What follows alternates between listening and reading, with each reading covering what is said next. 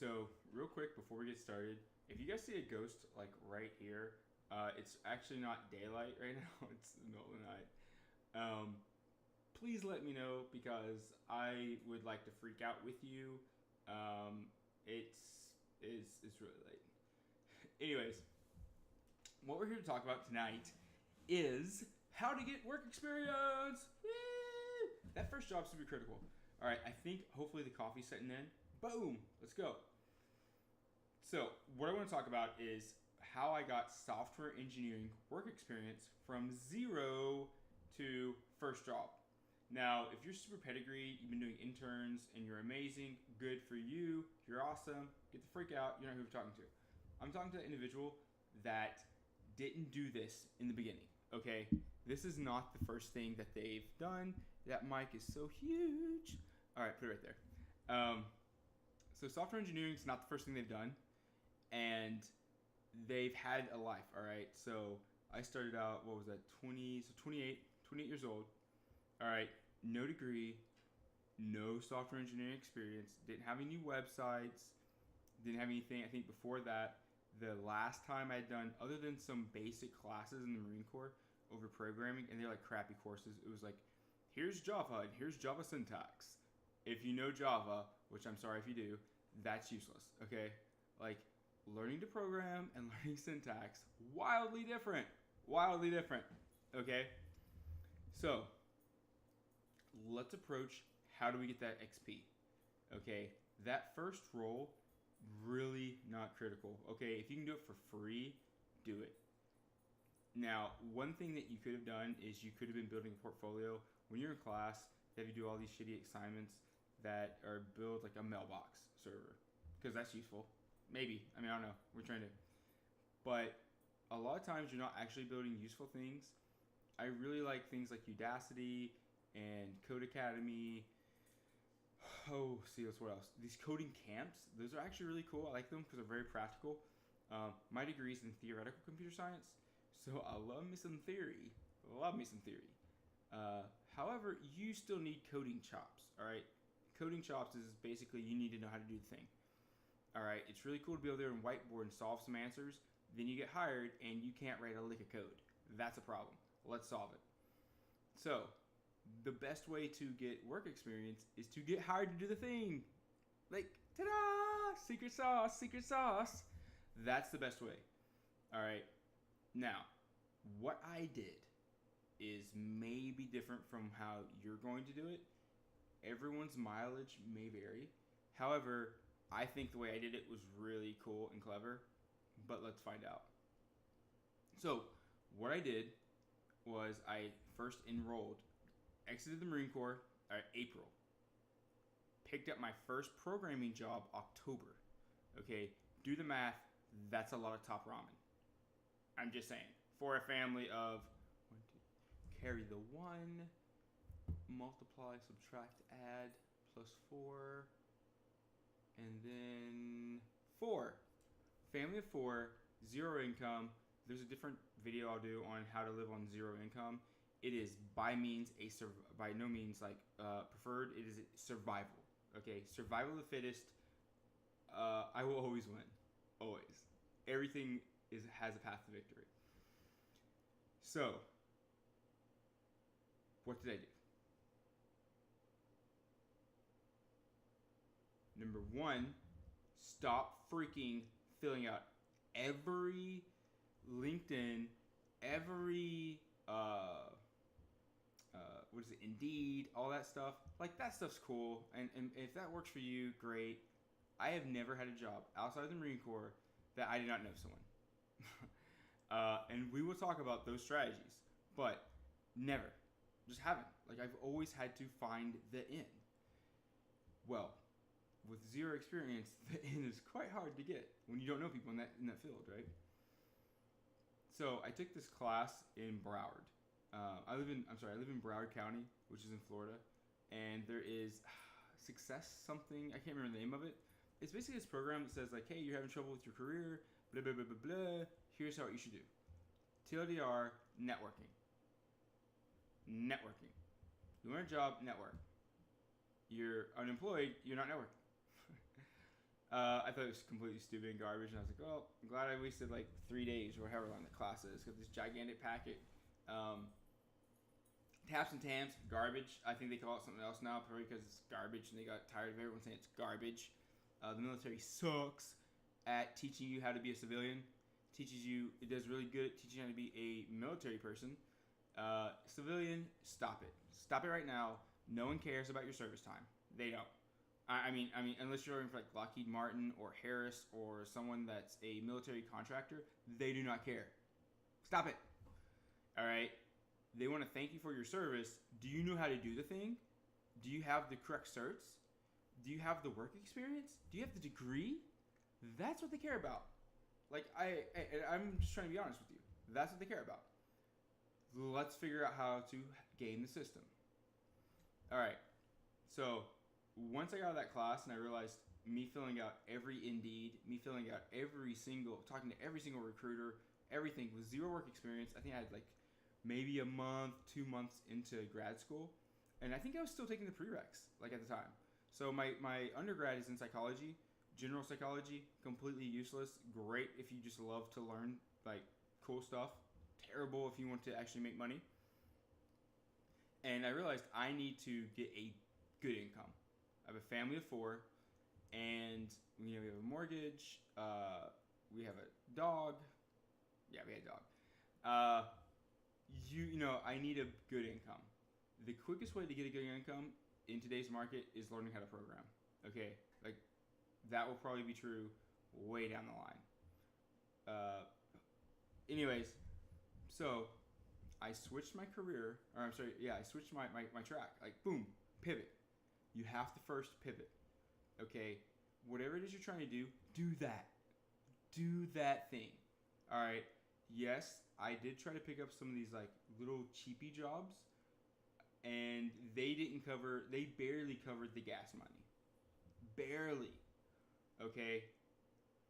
9 years active duty, has a degree, they barely covered the gas money. That could have been my fault. I'm sure it is. It more than likely was my fault.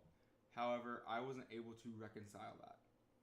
So, I had to pivot. And a hard pivot. Okay? I'm not talking about a soft pivot. I ain't talking about a half pregnant pivot. I'm talking about a full-on pivot. All right? Don't do anything that isn't that. Don't. All right? Oh, coffee's probably kicking in. Boo! Told you it would. Don't do anything that isn't meeting your goal. All right? I love following this family, the Vega family. I think it's Vega. And they just talk, how they talk to their kids. One of the things they say is like, is that helping you reach your goal? Like, I have to talk to myself like that. I am not as mature of a human being as Danny. Hit him up, Keto Counterculture on Instagram. Phenomenal podcast. It's Fat Fueled Family. It's the podcast. Love them. Anyways, that's it. That's for people that want to be keto bodybuilders. It's crazy. I didn't know you could do that. He's super huge. I don't care what anyone says. Looks like an athletic beast. So follow him. They have a lot of cool wisdom. Sometimes I'm like, all right, we're going to go on a tangent. I don't care. It's my show. My show, not really a show. It's more like my podcast. Whatever. Anyways, so a few years ago, people were telling me, like, you have to meet my friend Danny. He's so cool. You would love him. Blah, blah, blah, blah. Just like you. Reminds me of you. I'm like, oh, cool. Yeah. Gotta meet me. That's not weird. Not weird. 2 years later. 2 X later. I meet this guy. Well, and I say meet, I mean like Instagram stalk. Like I am an Instagram stalker of him. Definitely. And I'm like, what? What were you people thinking? This guy is so much a better version of me. And I feel like I'm throwing a diss at him when I say he is a better version of me. I am a crappy version of him. And this is all vicarious living through podcasts and Instagram and me having posters of him in my bedroom. I mean, not really. Don't go check, please. No fact checks here. Anyways, dude's super cool. Has a great personality. We like a lot of the same things. Stoic philosophy, wild at heart. kind of mentality. I am just such a terrible version of that guy that it motivates me. Like, I am so fueled by seeing how much better of a version of me he is that it's super cool. Anyways, I wanted to say that because when you are switching careers, you're going to find people that kind of remind you of yourself. They are probably going to be way better versions of you. You thought I was on a tangent, but I wasn't. They're so much better versions of you. And you know what you have to do? You have to soak up every single drop of awesome they are sweating out. Don't get mad. Don't throw the victim mentality of like, well, I would have been that good too if I didn't go serve my country. Because bro, that's what I did. Like, totally. Like, I got not really a friend, kind of like an acquaintance named Jeff, you can ask. I was always throwing crap in his face. You know, there's another person that I was so mad at because he told me that he was helping our country more than I was because he was helping the economy. And I was just so filled full of ego that I was angry. I was really mad at that. And it really stems from identity. And we'll talk about identity in a different episode. But when you are the novice, and if you're switching careers, you're getting out of the military, and you're not doing military work, you are now the novice in that field. Okay, suck it up. Stop it. Okay, people keep calling me a millennial. Maybe I am. I mean, I feel like I'm not. I feel like I'm on that cusp, you know? So I'm kind of like, I am half pregnant. But no one owes you anything, all right? Go in there humble. Go in there hungry. Especially if you come from the Marine Corps, go in there humble, go in there hungry, and drink up every last drop. And as soon as you stop growing, move on. All right, it sucks. You're gonna find a great boss. I was fortunate enough; I had a great boss for my first, wheelchair attack. Look him up, Miami Visual Data Solutions. Super awesome dude, super patient with me and all my crazy jacked up problems. Was a great mentor. I mean, I was super blessed to just get someone that was that awesome. My first round. If you don't, then move. All right? Like, seriously, move. Don't stay where you're ever at. What you need when you first get out is to land that first job. I realize I've been on a tangent, but this is so critical. I'm okay with the tangents. You need to constantly be growing. I don't care what your resume says. You don't have to put it on there. Like, your resume should be how badass you are. Like, seriously, how badass you are. That's your new resume. All right? It's not your pedigree. It's not your GitHub repository commits. It's not some PhD professor saying how awesome you are. It's your ability. It's your skill set. Okay, so, sorry, let me go back to how did I do it. After I got out of that class, I realized that this is turning into a really long video. And it's not polished. I don't care. I'm sorry. It's not polished. I will redo these. It's not polished. I'm super tired. I want to talk about a whole lot of things. And if we don't do it in the night, it ain't going to happen. And you're going to miss out. So, I switched what I did. I stopped taking the crappy, cheap little jobs with my wife's agreement. I stopped applying online. I went to every single meetup.com, and I met people. I networked.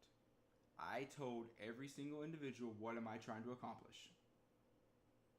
And I just kept doing that, and doing that, and doing that, and doing that, and doing that. And about less than a month, finally, one person said, I have so much work. It was my first boss.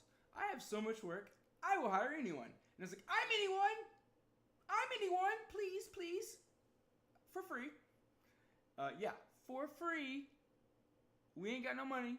We ain't got no food for diapers. For free. I ain't gonna pay for free. I'll give you a good income. And that income was double all those cheap little crappy jobs. And I learned a whole lot from him. All right. So, number one, when you're trying to get that work experience, get paid work experience. It is so valuable. It is so worth it. And it is really, really, really going to set you up for success. If that first one, if in 2 weeks, there's no more for you to learn, and not because your ego's in the way, not because you don't like doing things. No, you gotta be hungry and humble. If you're really not learning anything, move. If you're learning, stay. And let that be your resume. Why'd you move? Stop learning. And then when you interview, are you going to let me grow? Do you need me to do the work, or can I grow? Because when you're starting out, you need to grow. All right? Don't allow them to tie you down to cheap minimal labor. That's not really going to set you up for success in the long term. All right? So, step 1, when you need to get work experience, get paid work experience through your networking.